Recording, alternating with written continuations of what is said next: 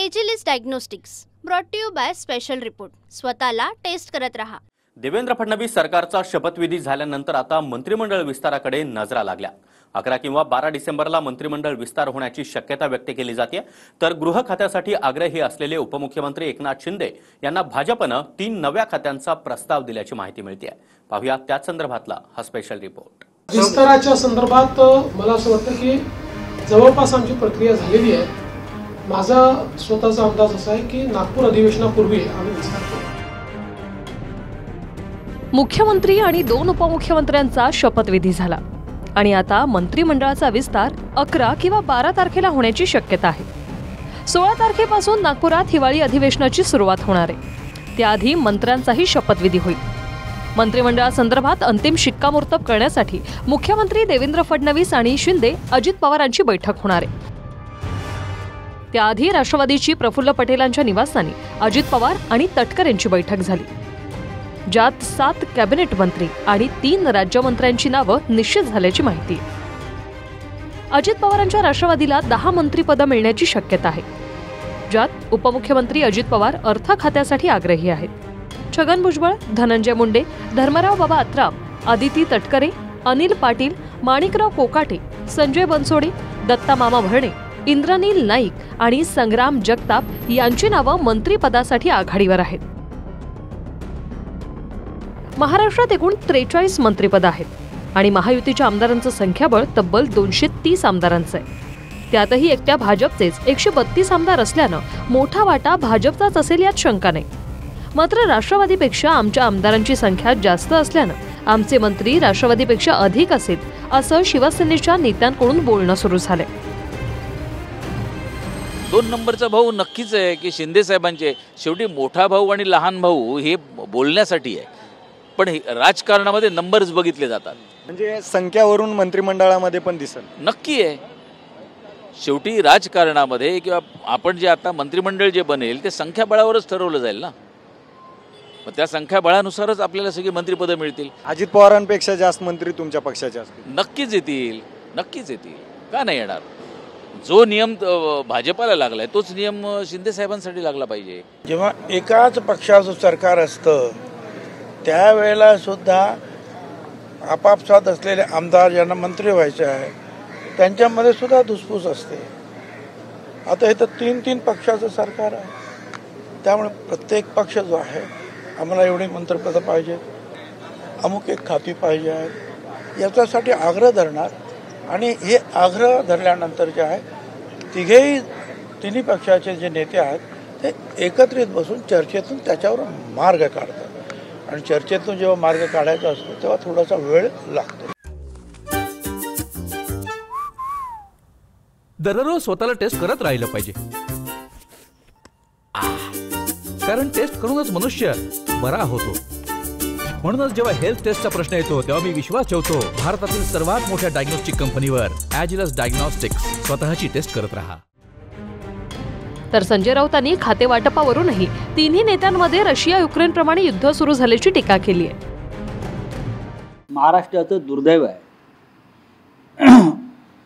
आणि तितकंच आश्चर्य सुद्धा आहे। एकतर सरकार स्थापन करायला त्यांना साधारण 15 दिवस लागले, बहुमत असताना मुख्यमंत्री कोणी व्हायचं, उपमुख्यमंत्री कोणी व्हायचं, त्या तिघातच गृहमंत्री, नगरविकास मंत्री, अर्थमंत्री कोणी व्हायचं, तर तिघातच रशिया युक्रेन प्रमाणे युद्ध सुरू झालं।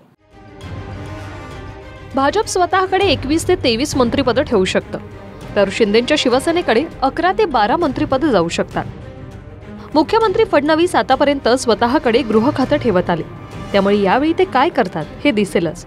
पण इतर संभाव्य मंत्र्यांचा विचार केला तर चंद्रशेखर बावनकुळे, सुधीर मुनगंटीवार, चंद्रकांत पाटील, गिरीश महाजन, राधाकृष्ण विखे, रवींद्र चव्हाण, पंकजा मुंडे, देवयानी फरांदे, अतुल सावे, मंगलप्रभात लोढा किंवा राहुल नार्वेकर यांच्यापैकी एकाला संधी मिळू शकते।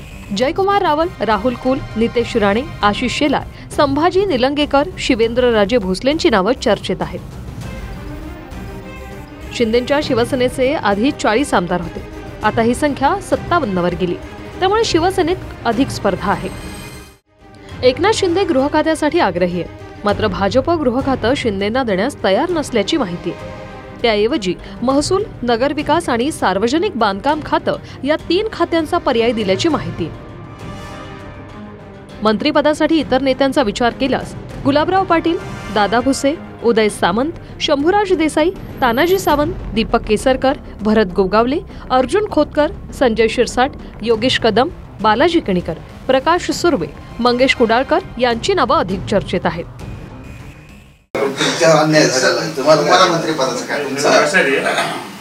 माझ्यावर काय झालं याची सर्व जाणीव एकनाथ शिंदे साहेबाला आहे. एकनाथ शिंदे साहेब आहेत ते कार्यकर्त्याची जाणीव ठेवतात. कोणत्या कार्यकर्त्याला कोणत्या क्षणी कुठं बसवायचं हे निर्णय घ्यायला ते सक्षम आहेत. म्हणून ते जो काही निर्णय घेतील तो आम्हाला मान्य राहील. आजची टेस्ट लंग्सची म्हणजे फुफ्फुसांची. एखाद्या व्यक्तीकडे किती ताकद आहे हे बाहुंनी नाही, फुफ्फुसांवरून कळेल. तुम्ही पण टेस्ट करा, वाढदिवसांना कामी येईल. त्यामुळे जेव्हा हेल्थ टेस्टच्या बाबतीत माझा भरोसा आहे भारतातील सर्वात मोठ्या डायग्नॉस्टिक कंपनीवर, एजलेस डायग्नॉस्टिक्स. स्वतःला टेस्ट करत रहा. मंत्रिमंडळाच्या विस्ताराआधी नवनिर्वाचित आमदारांचा शपथविधी होणार आहे. 7 ते 9 तारखेपर्यंत नवनिर्वाचित आमदारांच्या शपथविधीसाठी मुंबईत विशेष अधिवेशन आहे. 9 तारखेला म्हणजे सोमवारी विधानसभा अध्यक्षपदाची निवड होणार आहे.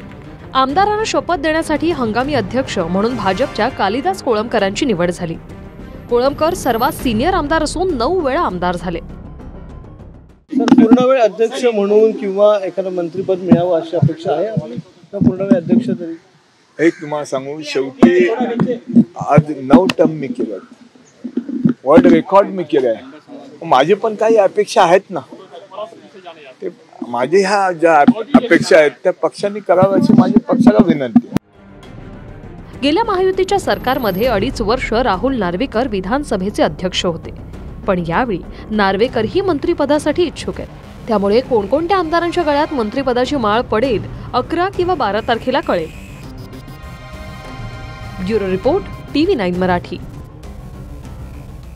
Agilus diagnostics brought to you by special report. स्वतःला टेस्ट करत रहा.